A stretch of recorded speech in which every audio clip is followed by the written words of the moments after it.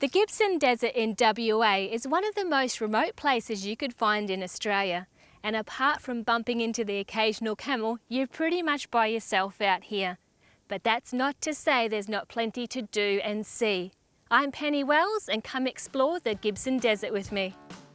This week we kick off our adventures at Dwarf Well, an oasis for desert travellers, before trekking across country to pay our respects to a fallen steed. Then the push up to the cliffs south of Balgo, covering about 300 kilometres of the Gibson Desert in total.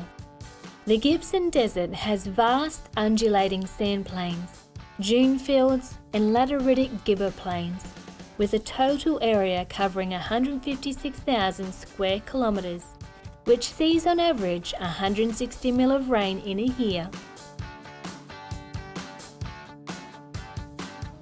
This is truly remote travel, and on this trek, we did not pass another vehicle for 7 days. You will need to be extremely well prepared to travel this country.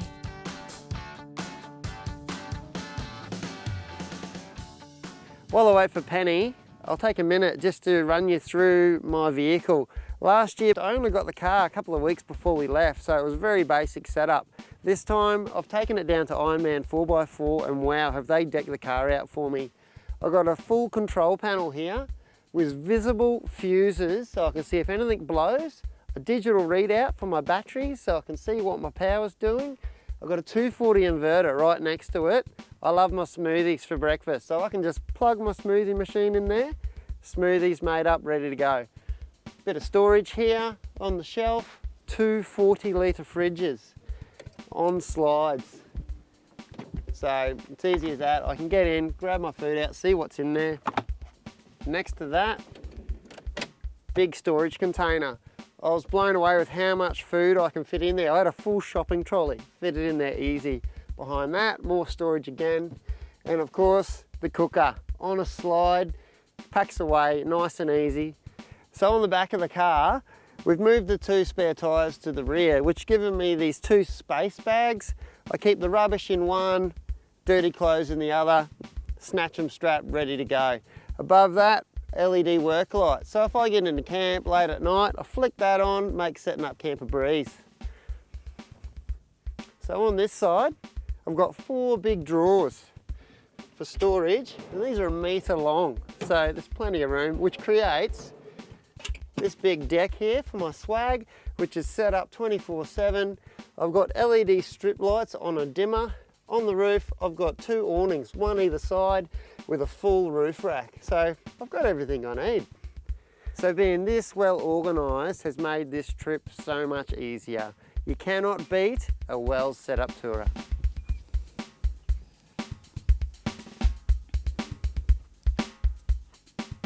Dwarf Well was originally installed in the early 80s for the people that wanted to return to the bush, the old way of living.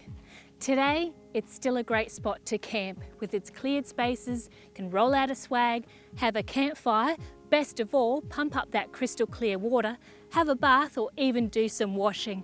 It's a top spot to camp in the Gibson Desert.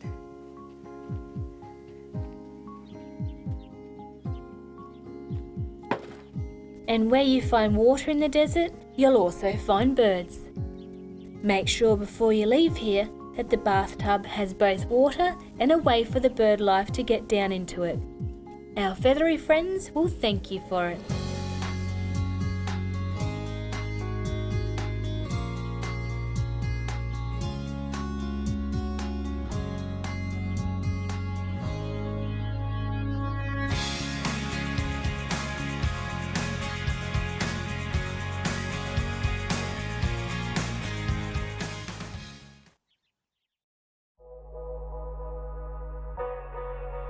A good friend of mine gave me a recipe for pork stew. I saw her cook it up over a campfire a few weeks ago and it smelt and looked amazing. I asked her for the recipe and I'm going to give it a go. This pork stew recipe uses most ingredients that you would normally travel away with. For all the details and recipe, check our website topofdownunder.com.au.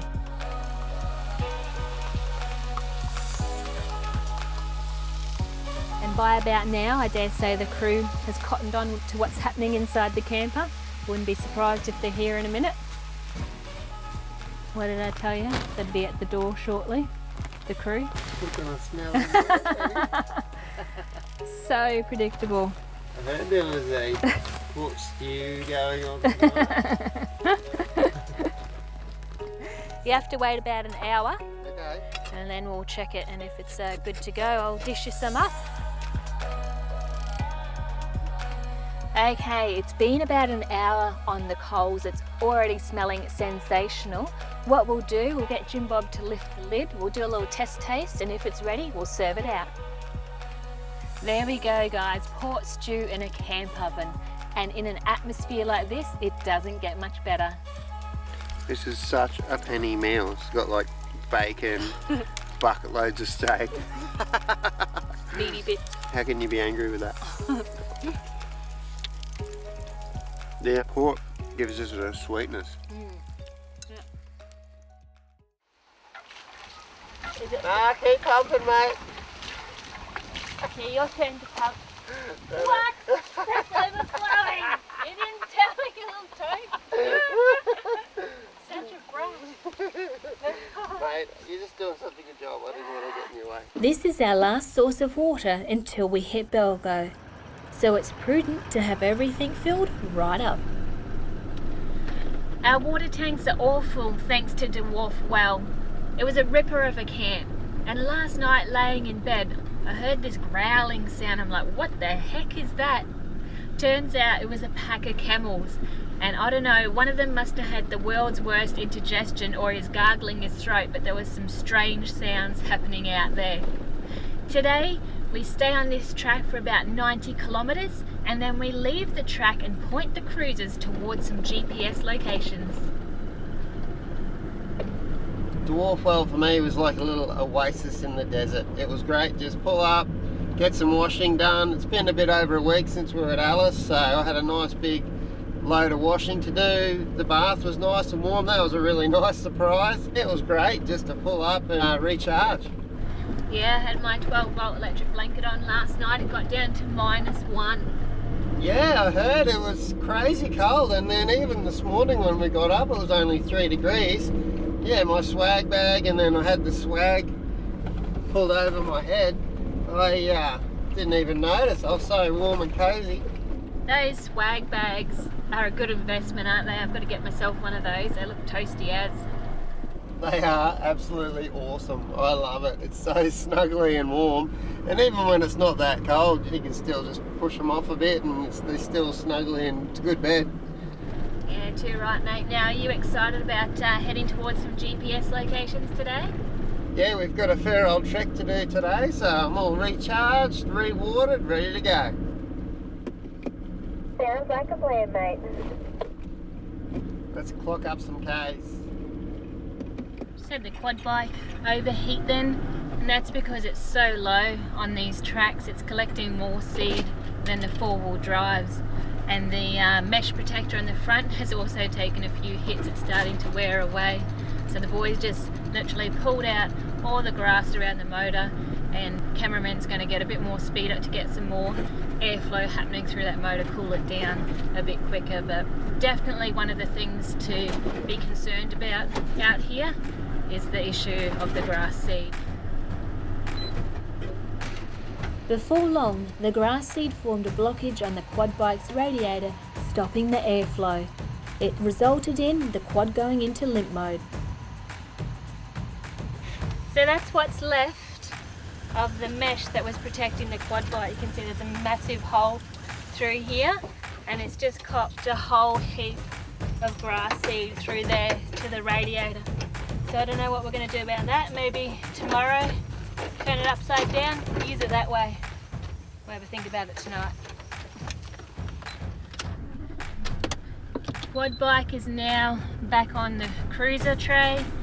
The radiator is absolutely chockers with grass seeds.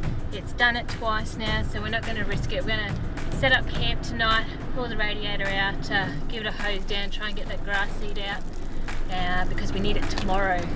We are following GPS coordinates tomorrow, so a really key item that we need. It'll be right, we'll sort it out. Yeah, Oh, wow. yeah.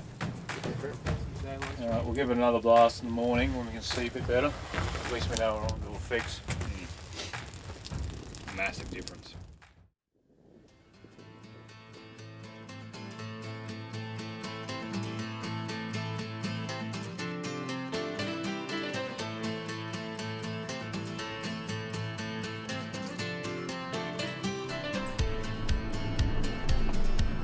We've been successful in bringing the quad bike back to life. We had a bit of a late night last night. The boys cleaned out all the grass seeds out of the radiator, completely took it apart and did that. This morning it's pulled out fine. It's up in front leading the way at the moment. We'll see how it goes. I also checked my radiator, had a few grass seeds there too, so I've pulled a few handfuls out. We're still on a track at the moment, but shortly I think we'll be crossing some dunes. So Jim Bob, you're probably wondering what the heck have I got you doing in this desert on GPS locations? Yeah, well I thought, yeah, this is a little bit of an interesting one, but I trust you. You've taken me across some beautiful parts of the country. So go on, fill me in. What's happening? Well, a good mate of ours, he was out here exploring and he unfortunately ran into some mechanical difficulties and had to abandon his vehicle. Yeah, okay, well it's no wonder. It's pretty harsh country out here. We had heating problems with the quad bike yesterday. You've got to keep an eye on that grass seed in the radiator.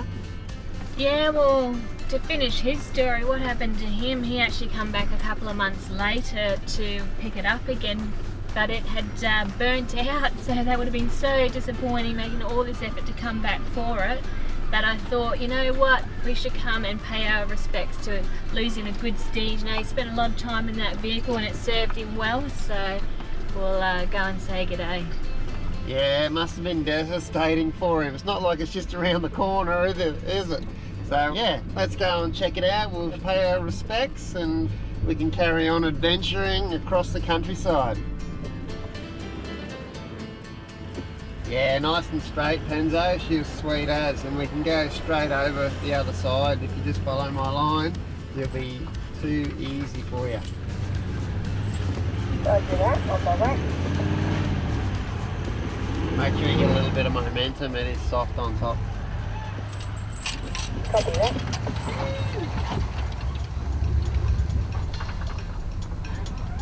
You got these two fellas over here, don't know what to do.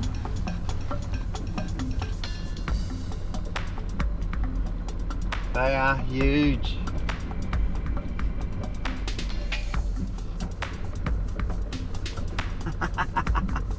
You should see their lips going when they run.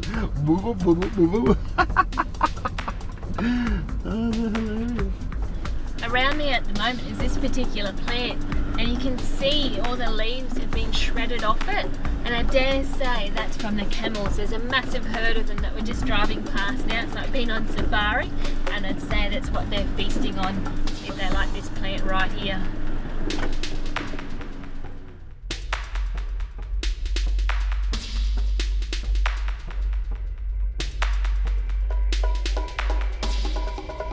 So we found a car track on the way to the Datto. This is pretty much the last dune.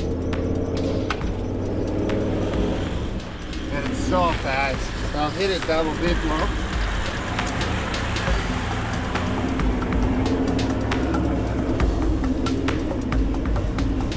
Yeah, she's a constant climb, so hit it with everything. And yeah, we've turned out alright.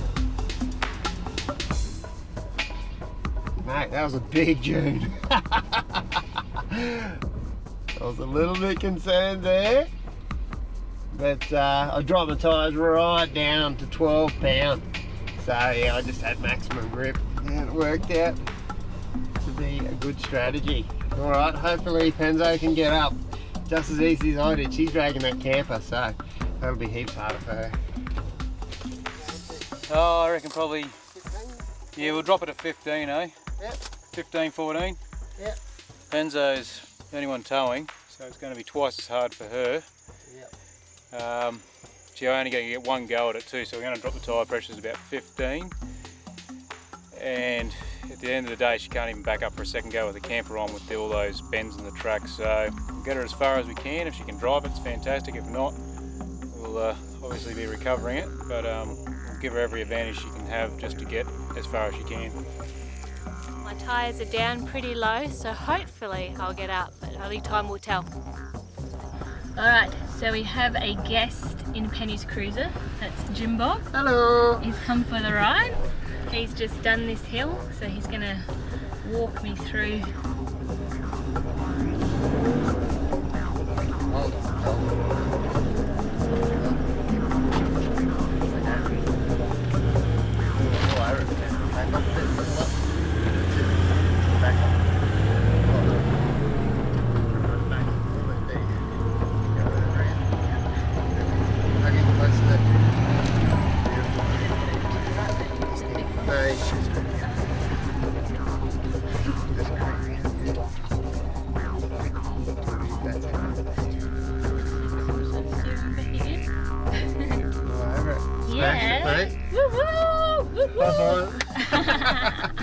Mate, you nailed it. Go team to do. You absolutely nailed it, Penzo. Thanks, mate. And I think this might be our last major sand dune before we reach our Yep, we're straight up the gully now. destination. Sweet as, thank you, my friend. No worries at all, you did it all yourself.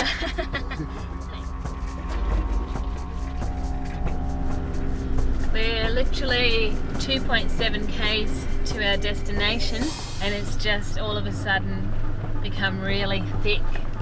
And we're running out of light too, so we really need to get to this Datto before night. Otherwise you just can't see what's going on. It's really difficult to navigate in the dark. Mate, we're getting close now, 390 metres to go. Well, I'm thinking we should be able to see it soon, being this close. But although we are in bonnet high grass, but yeah, man, it's so cool. When you've been trekking through dunes and finding trails and following the GPS, just to get close to your target, it's pretty awesome. Penzo, I think I can see something through the trees. Yep, there we go, we've got it. Yahoo, that's awesome. Finally made it. What a day. It's so good to find it. Yeah, mate. Following GPS over those sand dunes, through the thick scrub, and here we are at our destination. Well done, mate. Thank you for bringing me. Oh, no worries. Thanks for your help with navigating and helping me up that hill. Too easy. Too easy. Alright, shall we find a camp spot? Yeah. Where are we going to camp? We might camp here tonight, eh? Yep. Get a fire going? Yep. Oh no, there's a fire just here.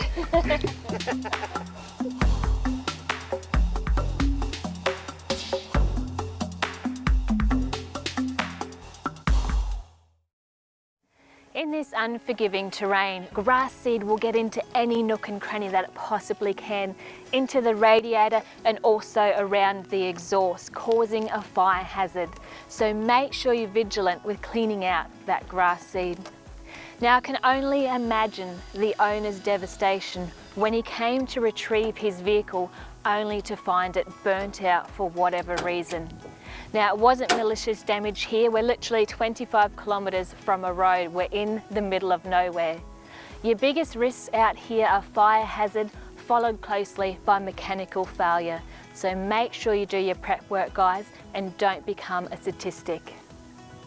We will probably be the last people to see this vehicle. We literally are in the middle of Australia. So I thought it only fitting to leave a little memento to say we were here and that we paid our respects. To read the story behind the Datto's demise, check out the adventures of William and Judith Kempton. Their blogs can be found at kempton.id.au.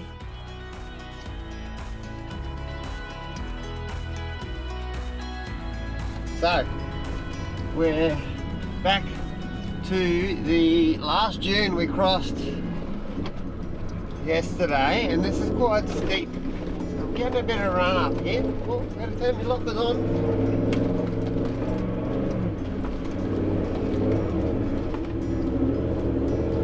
Oh yeah, she's nice and pretty. That's funny, isn't it? Yeah, Penny, it's pretty grippy, so yeah, it's too easy, mate. No worries, let me know when you're down and I'll come on over. Well, I'm over the crest, so you could come up whenever you like, mate. That was a bit of fun. You never know with the sand dunes what you're gonna get. But look, when you walk up them, they're so soft. But yeah, I've got my tyres right down to 12 pound in the front, and I've got about a tonne in that canopy, so I've still got them down to 20 pound, and they're bulging just as much as the 12 pound ones on the front. So yeah, grip just really grips nicely. So I like my choice with the all-terrains this trip. It's not digging in the sand at all, so I think I made a wise decision there. All-terrains for the sand. Here we go, this sand dune gave us a bit of curry yesterday. It was one of the hardest ones we had to come across. So we'll see how we go this morning.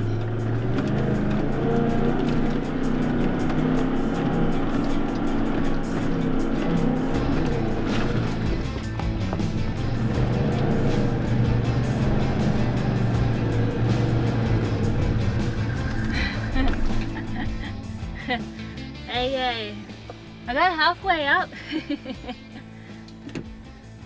Jim Bob, I may need your assistance. Yeah, no worries, on the way. Alright, we're going to rip those treads off and put them to good use. Most of this country does not support trees big enough to winch off. Burying a tyre or using a sand anchor would be an option though, if needed. But for quick recoveries, it's hard to go past using traction aids.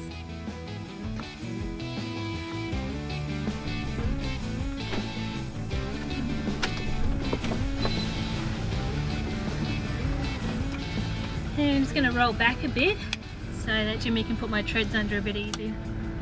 Alright. Well,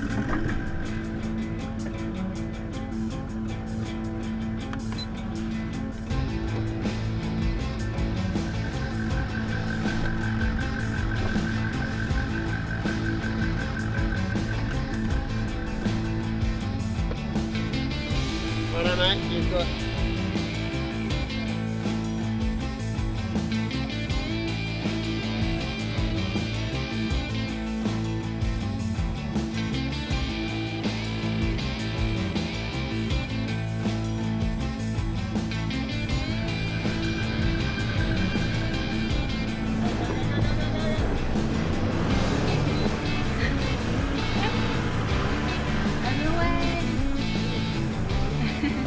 This next bit is easy because it's all downhill.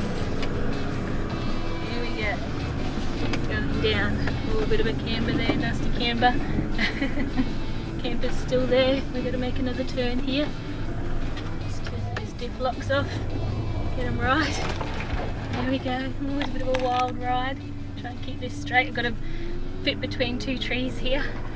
Yay! Through. Thanks to the treads and my good friend Jimmy, we're on the other side of the nasty hill. The other two aren't as hard as that, so happy days. Thanks very much, Jim Bob.